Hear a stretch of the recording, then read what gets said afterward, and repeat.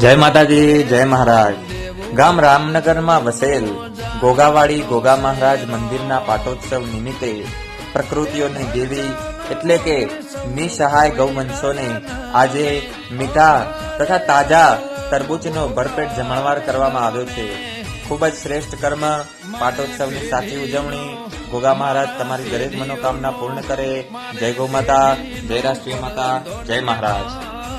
આજ તારો દાડો છે,